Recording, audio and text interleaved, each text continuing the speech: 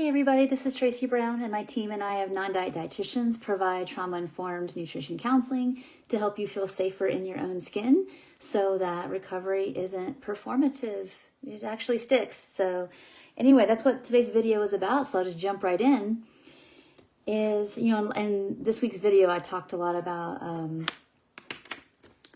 just, again, kind of repeating some things I said before about the idea of, recovery isn't like diet culture. It is a dismantling of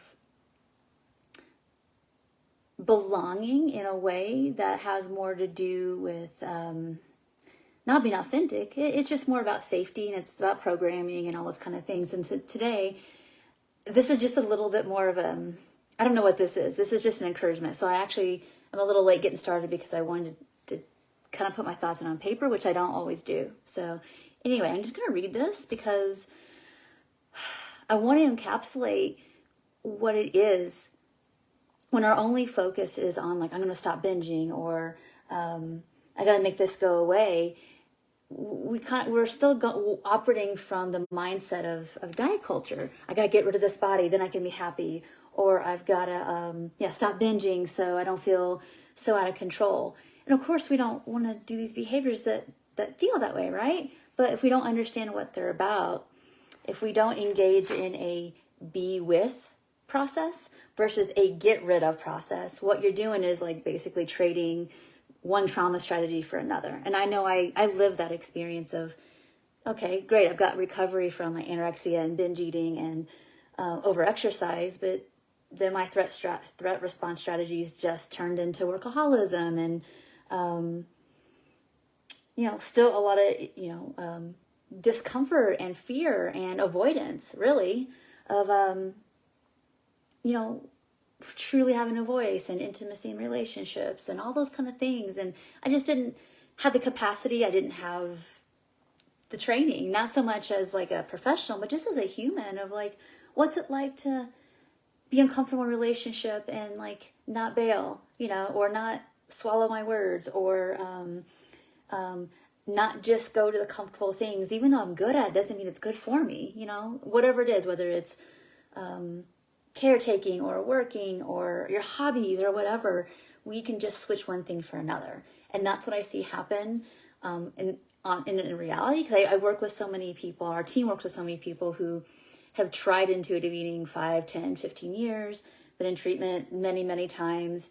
And because the foundation wasn't safety and co-regulation and about really building a true identity of who you were meant to be versus like just get rid of this eating disorder, people really miss out. So I'm gonna read you some things that I wrote, and I would love to hear in your comments below when I finish what resonates with you. All right, so recovery really is about building trust and safety and relationship.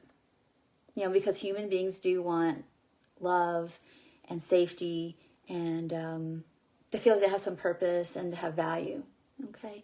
And so even if you don't have an eating disorder, you could still be trying to get your worth and value and love in some kind of performative external way. And we want to actually dismantle all that, right? So this takes guts. This takes guts and physical and emotional safety with safe people and the desire to replace what is trauma, mentality, and behavior.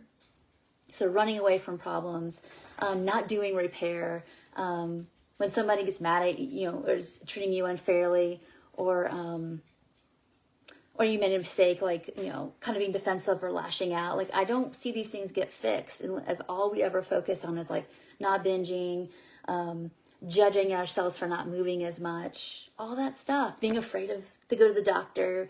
There's a lot to work on here about our voice and our internal locus to control. All right.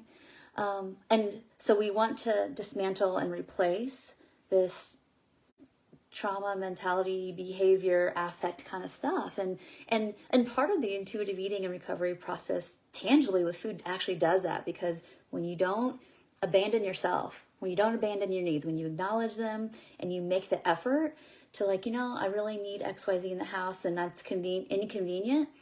But if I keep telling myself my needs are inconvenient, I'm just recapitulating was done to me in childhood and early adulthood, where people made me feel like my needs and my emotions were like too much. And the reality is, it may have been too much for them, but that doesn't mean that it was too much, like inherently. Okay. And we've got to learn the difference inside. Okay. And we're going to install what is true and life-giving.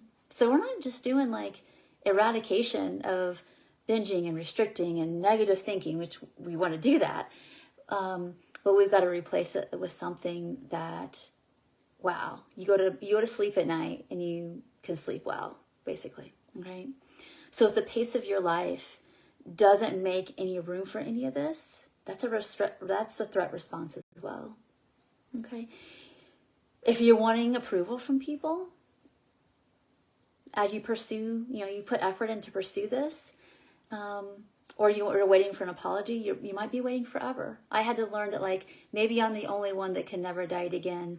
And can I accept that? Because I know the truth of my experience is that when I think negatively, if I have trashy thoughts about good food, bad food, or I judge myself for what I ate or what I didn't do with exercise or whatever, all it does is recapitulate the neglect and abuse. Okay? And so I just recognize that I can't go there. I can't participate in that system ever. Not only did I not want to morally, but I just knew what damage it did to me and therefore other people through how I related to other people. Okay? And if you're waiting for the culture to change so you can be okay with your body, you're actually missing out. Not just are you missing out on like opportunities and experiences in your life, but you're missing out on a safe person to be connected with and to. And I recognize that myself as well, is that like, if I had double standards, like it's okay for other people to gain weight and be cool with that, that's awesome, but not me. Remember, that's a part. That's not really who you are. But it's a strategy of fear. Like, I don't want to be part of an ostracized group. And who does? Nobody. But there's a level of like, the only reason there's this hierarchy anyway is because of systems, not because something is inherently wrong with you. And until we're willing to find other ways to have a really well-fed, fulfilled life outside of that system, you're going to like kind of romanticize it and long for it and kind of stay in some level of denial that it's harmful to everybody. If you're part of it, in some way, shape, or form, even a very mildly, there's some harm that comes from it. Okay. So that's just all I want to say today is really look, you see here how this is so process oriented. It's not like, give me a checklist of, how this is going to work.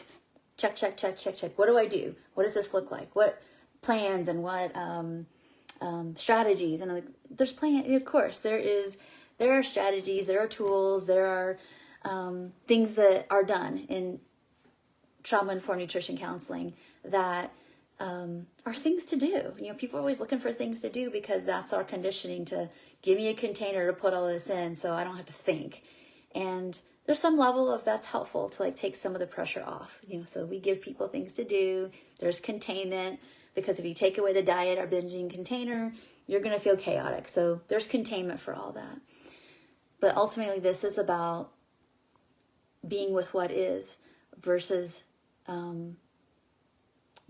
just getting rid of and not understanding the function of what has been so dysfunctional that we think that we can't live without.